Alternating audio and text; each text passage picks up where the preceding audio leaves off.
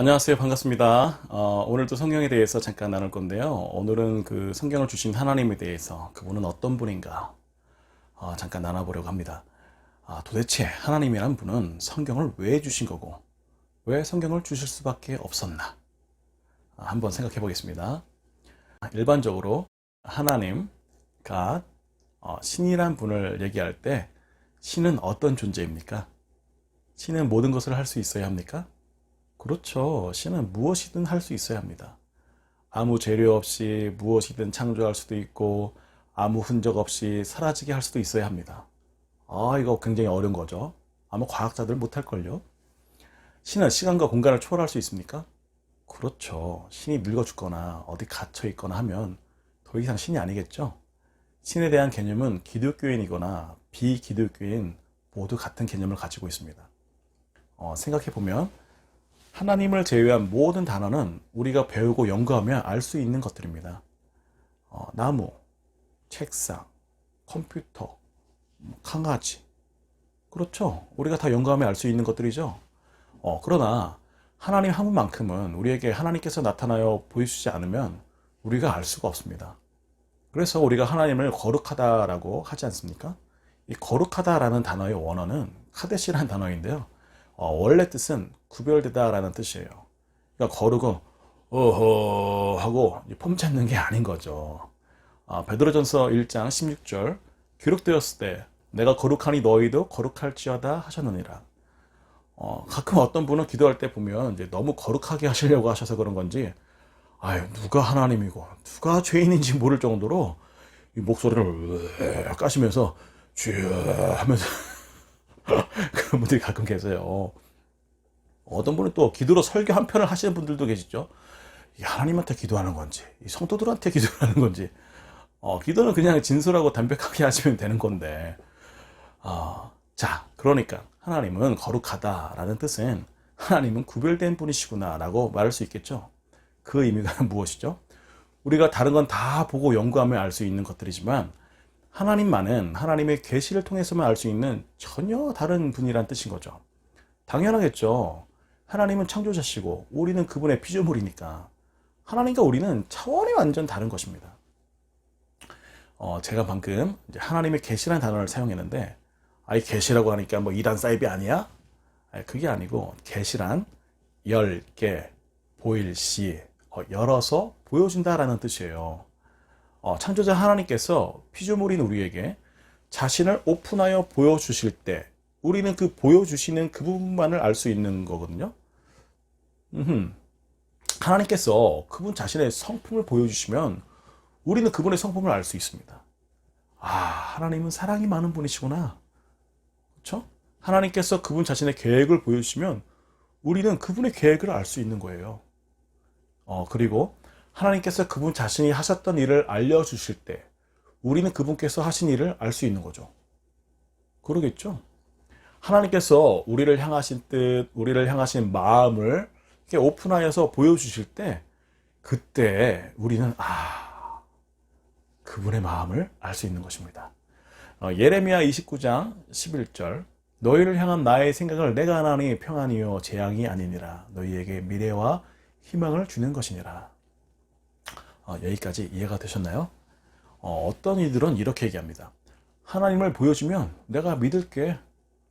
그런 분이 저한테 진짜 있었어요. 여기서 그들은 하나님이 무엇을 보여달라는 말이죠? 모습, 어떤 모양이죠. 그런데 하나님이란 분의 속성상 시간과 장소를 초월하시는 하나님은 정해진 모양이 있을 수 없겠죠. 만약에 정해진 모양이 있으면 더 이상 신이 아니겠죠. 우리가 연구하며 알 수 있는 존재가 되는 거잖아요. 그럼 우리가 그것의 어떤 약점도 알 수 있는 거고, 그럼에도 불구하고 하나님께서 인간의 모습으로 이 땅에 오셔서 여러 기적을 행하시고 우리와 함께 하셨을 때도 자신의 기득권을 놓치고 싶지 않았던 자들은 끝까지 그분을 믿지 않았잖아요. 믿지 않을 뿐만 아니라 배척하고 죽이기까지 했습니다. 그러니까 하나님을 안 보여줘서 안 믿은 게 아니고 여러 다양한 모습을 보여줘도 믿지 않았다고 보는 게 맞겠죠. 그럼 자, 하나님은 자신을 우리에게 어떤 방법으로 나타내어 보여주시고 계실까요? 이걸 이제 신학적으로 굳이 구별한다면 이제 일반적으로 보여주신다고 해서 일반 계시, 그리고 좀 특별하게 보여주신다고 해가지고 뭐 특별 계시라고 하는데요. 뭐 전혀 어려운 것은 아닙니다. 일반 계시에는 이제 우주 만물이 있어요. 와, 우주의 끝은 어디야? 우주의 끝이 있다고? 아니, 그럼 그 끝 다음은 뭐야? 우주가 뭐 팽창한다고 하잖아요. 아니, 그럼 도대체 어디로 팽창하는 거야? 이렇게 많은 별들이 있다니. 하나님은 정말 광대하시고 능력이 크신 분이시구나라고 느끼게 되는 거죠. 그리고 자연도 있어요. 꽃들을 보세요. 정말 아름답죠. 와, 하나님은 이렇게 예쁜 꽃들과 자연을 만드신 걸 보면 정말 아름다운 분이실 거야. 동물들도 보세요. 이 친구는 성격이 좋아 보이네요. 이렇게 재밌고 귀여운 동물들을 만드신 걸 보면 하나님은 재미있는 분이심에 틀림없어. 이렇게 하나님을 느끼게 되는 거죠. 저는 개인적으로 이제 특히 저녁 노을을 이제 보면 하나님의 센스를 느껴요. 태양이 저물 때 붉게 물든 노을을 이제 보면 너무 아름답잖아요. 데이트 해보셨죠? 붉은 노을이 있는 바닷가에서 데이트를 해봤다면 정말 분위기가 있잖아요. 불을 갑자기 확 끄지 않고 야 이제 곧 불 끌 거란다 라고 이 사인을 주시는 하나님, 연인들이 데이트할 때 놀라지 않게 하시려는 하나님의 배려. 물론 이건 제가 느끼는 어떤 부분이지만, 그리고 사계절, 자연적 본능, 인간의 마음, 양심, 세계 역사를 주관하시는 하나님 등이 있습니다. 이런 것들이 이제 일반적으로 보여준다 해서 일반 계시라고 해요. 이런 것들을 통해서 하나님의 광대하시고 위대하심을 보여주시고 섬세하고 아름다운 분이시라는 것을 보여주고 계신 거죠. 사도행전 14장 17절, 자기를 증언하지 아니하신 것이 아니니 곧 여러분에게 하늘로부터 비를 내리시며 결실기를 주시는 선한 일을 하사 음식과 기쁨으로 여러분의 마음에 만족하게 하셨느니라. 모든 인류에게 비를 내려주시고 곡식과 과실들이 결실을 맺게 하신 하나님, 그런 하나님이신 것입니다. 아멘. 자, 그럼 특별 계시는 무엇인가요? 일단 특별한 거니까 구역에 나오는 하나님의 어떤 현현, 나타나심이 있죠. 하나님께서 자신의 존재하심을 불과 구름 속에서 나타내어 보여주고 계시잖아요. 여호와의 사자가 떨기나무 불꽃 가운데서 그에게 나타나시니라. 폭풍 속에서도 여호와께서 폭풍 가운데로서 욥에게 말씀하여 가라사대. 그렇죠?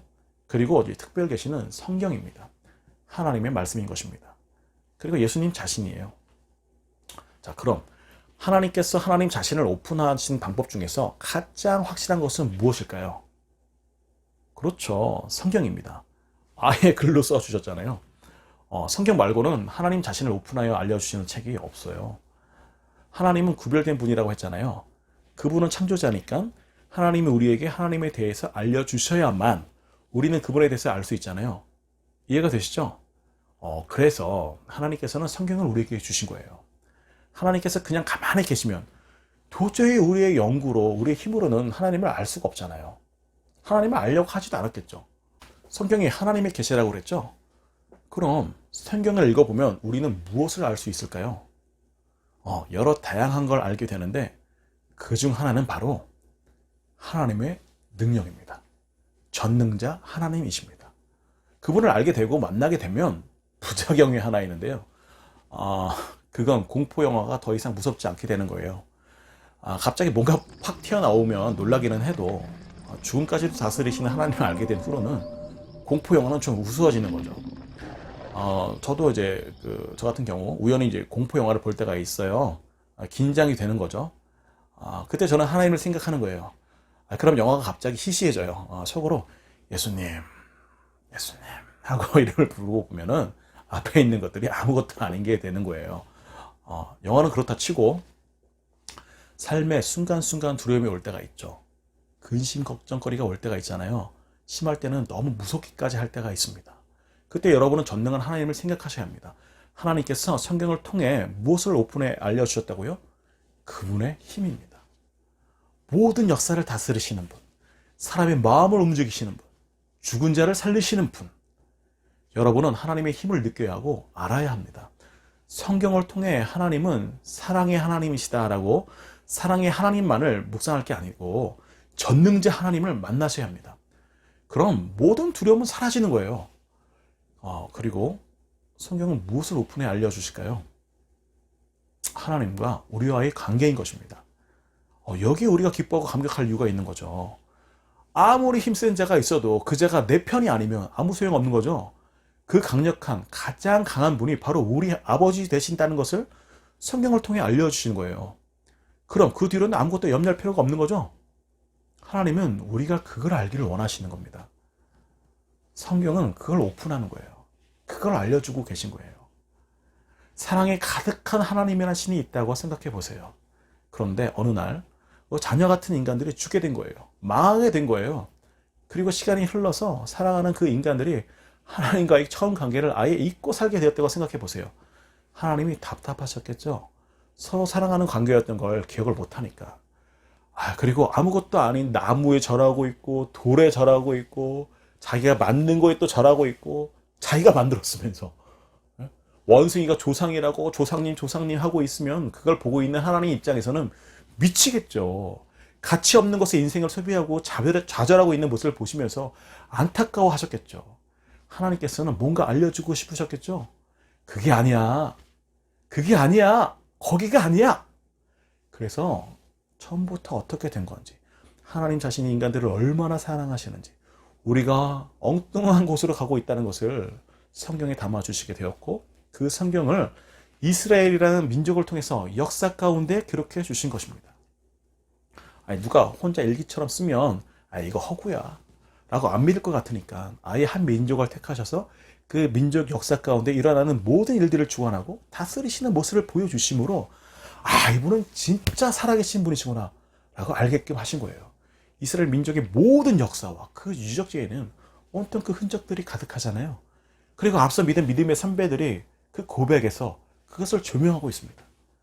미래를 예언하시고 그 예언대로 이루시는 분, 그것도 단순히 열둘결에 맞춘 게 아니라 과거에 하신 말씀을 이루어 가시는 분. 하나님은 하나님 자신이 나는 하나밖에 없는 진짜 신이라는 걸 오픈하여 보여주시는 겁니다. 성경을 읽어보면 친절한 하나님은 우리가 창조의 순간에 없었으니까 창조의 순간을 궁금해할까봐 창조 때의 모습을 설명해 주시기도 하고, 메시아 예수님이 오시기 전에 사람들이 메시아에 대해 궁금해할까봐 이사야나 시편 같은 곳에서는 예수님의 모습에 대해 미리 가르쳐 주시기도 하죠. 잠깐 읽어볼까요? 그는 멸시를 받아 사람들에게 버림받았으며 간고를 많이 겪었으며 질고를 아는 자라 마치 사람들이 그에게서 얼굴을 가리는 것 같이 멸시를 당하였고 우리도 그를 귀히 여기지 아니하였도다. 그는 실로 우리의 질고를 지고 우리의 슬픔을 당하였거늘 우리는 생각하기를 그는 징벌을 받아 하나님께 맞으며 고난을 당한다 하였노라. 그가 찔림은 우리의 허물 때문이요 그가 상함은 우리의 죄악 때문이라. 그가 징계를 받음으로 우리는 평화를 누리고 그가 채찍에 맞음으로 우리는 나음을 받았도다. 우리는 다 양 같아서 그를 행하여 각기 제 길로 갔거늘 여호와께서는 우리 모두의 죄악을 그에게 담당시키셨도다. 이사야서 53장 3절에서 6절 말씀. 이사야라는 분은 예수님이 활동하기 전 약 730년 전 사람이에요. 어떻게 예수님에 대해서 이렇게 자세히 표현하고 있을까요? 시편에 내 옷을 나누며 내 속옷을 두고 제비를 뽑습니다. 여호와께서 오신다. 그분이 이 땅을 심판하시려고 오신다. 누가복음에서는 예수님께서 이렇게 말씀하시죠. 너희에게 말한 바 곧 모세의 율법과 선지자의 글과 시편에서 나에 대해 기록된 모든 일이 마땅히 이루어져야 한다라고 이미 구약에서 예수님 자신을 두고 예언한 말씀을 언급하고 계십니다. 그리고 성경은 예수님이 오셨고 그분이 어떤 사역을 했으며 무슨 일을 하셨고 어떻게 다시 오실지 그 모습까지도 상세히 가르쳐주고 계신 것입니다. 만약 성경이 없다고 생각해 보세요.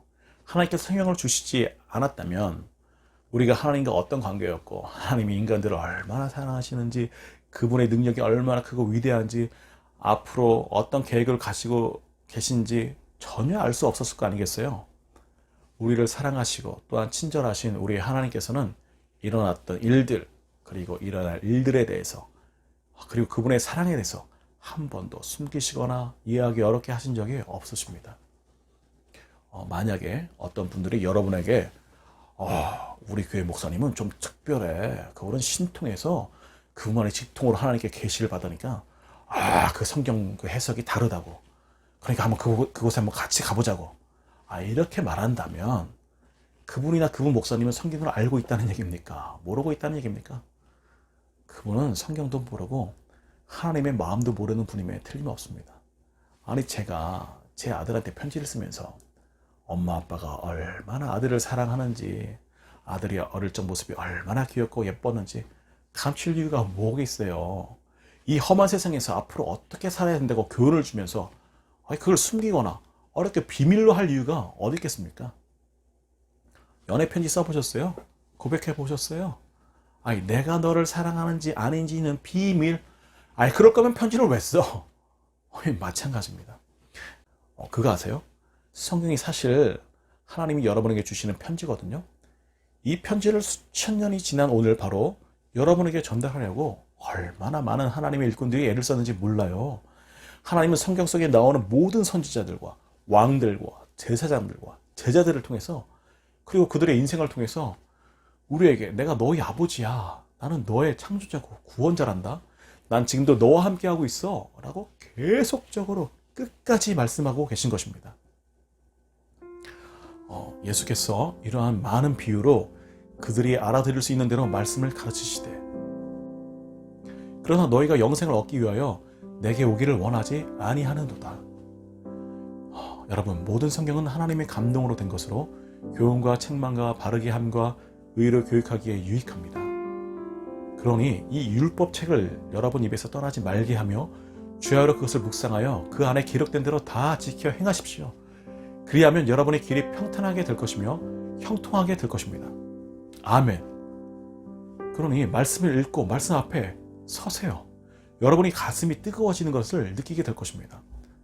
지금 이 영상을 보고 계신 분들 중에 나는 혼자라고 외로운 분이 계시죠? 너무 불안해서 사람들을 만나지도 못하는 분이 계십니까? 두려움에 사로잡혀 있는 그런 분들이 계신가요? 이제 어떻게 해야 하지? 어떡하지? 고민하는 분이 계신가요? 성경을 읽어보세요.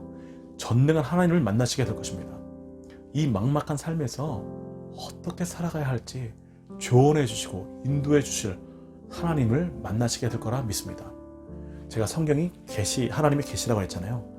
그걸 읽어보면 뭘 알아야 된다고요? 하나님의 능력을 알아야 된다고요. 그 능력 많으신 분이 여러분의 아버지 되신다는 것을 여러분이 믿고 알게 되기를 바랍니다. 성경이 굉장히 두꺼운 책이잖아요.